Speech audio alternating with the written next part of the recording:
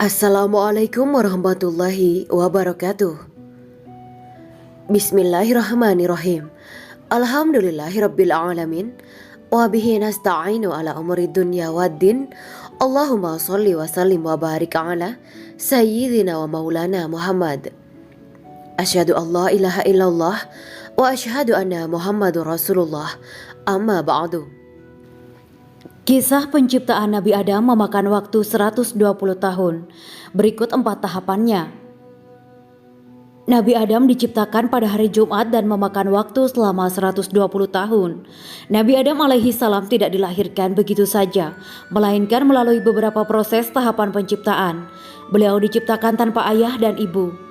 Bermula diciptakan dari tanah, diproses dari tanah liat, kemudian diproses lagi hingga diciptakan menjadi manusia sempurna. Proses penciptaan manusia pertama ini memakan waktu 120 tahun. Nabi Adam diciptakan pada hari Jumat, penghulu semua hari. Al-Quran menceritakan secara rinci bagaimana proses penciptaan manusia pertama ini. Nabi Adam diciptakan melalui 4 tahapan sebelum tahapan penghembusan roh. Keempat tahapan itu adalah 1. Fase turab, 2. Fase tin, 3. Fase hamak masnun, dan 4. Fase syalsyal. Berikut penjelasannya dikutip dari tafsir Kemenak. 1. Fase turab atau tanah yang belum bercampur air, yaitu fase tanah yang belum bercampur air atau turab. Ada beberapa ayat yang menjelaskan tentang tahapan ini sebagaimana yang terdapat pada surat Al-Kahf ayat 37, Al-Hajj ayat 5, Ar-Rum ayat 20, Fajr ayat 11, Ghafir ayat 67, dan Ali Imran ayat 59. 2 dari 6 tempat itu berada pada surat Madaniyah, yaitu Ali Imran dan Al-Hajj. Selebihnya adalah pada surah-surah Makkiyah. Salah satu di antara ayat-ayat tersebut Allah berfirman, "Sesungguhnya perumpamaan atau penciptaan Isa bagi Allah seperti penciptaan Adam. Dia menciptakannya dari tanah, kemudian dia berkata kepadanya, 'Jadilah,' maka jadilah sesuatu itu." Quran Surat Ali Imran ayat 59. Dalam hadis yang diriwayatkan oleh Imam Abu Daud At-Tirmizi disebutkan proses menciptakan Nabi Adam diambil dari beberapa macam dan warna tanah yang terdapat pada seluruh lapisan tanah. Rasulullah Shallallahu Alaihi Wasallam bersabda, Allah Azza wa Jalla menciptakan Adam dari segenggam tanah yang Allah ambil dari seluruh permukaan tanah. Maka lahirlah anak Adam yang sesuai dengan asal tanahnya. Di antara mereka ada yang berkulit putih, merah, hitam, dan perpaduan antara warna-warna tersebut. Di antara mereka ada yang bersifat lembut dan kasar, serta perpaduan antara keduanya, serta di antara mereka ada yang baik dan jahat. Hadis riwayat Abu Daud. 2. Fase tin atau tanah bercampur air. Tahapan kedua yaitu fase tanah yang bercampur air atau tin. Fase tin adalah fase di mana setelah tanah dicampur dengan air, karena air adalah prasyarat bagi semua makhluk yang hidup.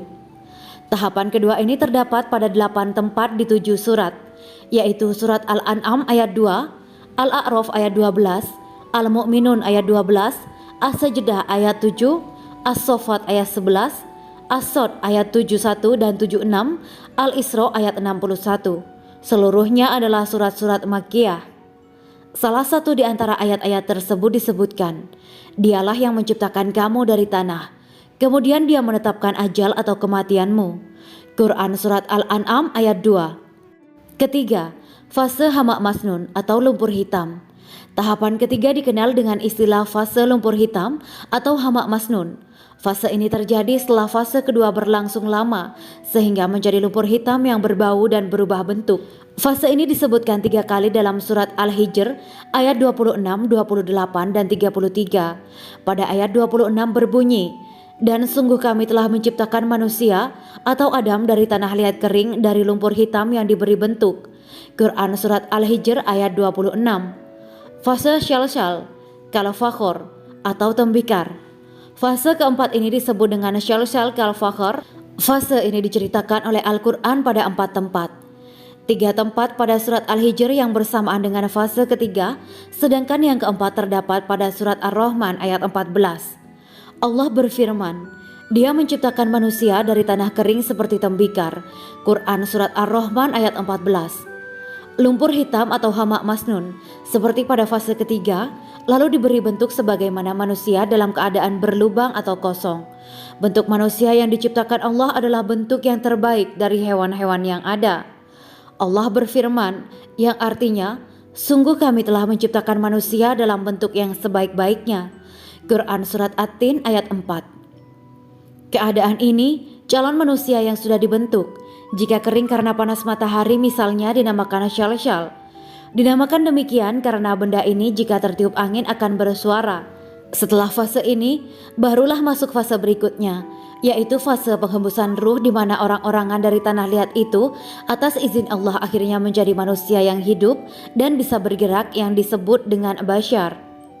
Menurut keterangan Syekh Ahmad Al-Misri, tubuh Adam diselubungi dalam waktu 120 tahun, yaitu 40 tahun di tanah yang kering, 40 tahun di tanah yang basah, dan 40 tahun di tanah yang hitam dan berbau. Dari situ Allah Subhanahu wa Ta'ala mengubah tubuh Nabi Adam dengan rupa kemuliaan dan tertutuplah dari rupa hakikatnya. Karena diciptakan dari tanah, malaikat dan iblis pun memandang rendah akan kejadian manusia. Setelah Allah menyempurnakan wujud Nabi Adam, para malaikat dan iblis diperintahkan bersujud kepada Nabi Adam. Maka ketika Allah memerintahkan malaikat sujud, semua bersujud kecuali iblis. Dia pun terusir dari surga karena kesombongannya.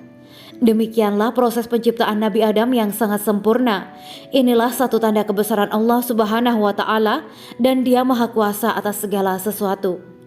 Wallahu ta'ala a'lam.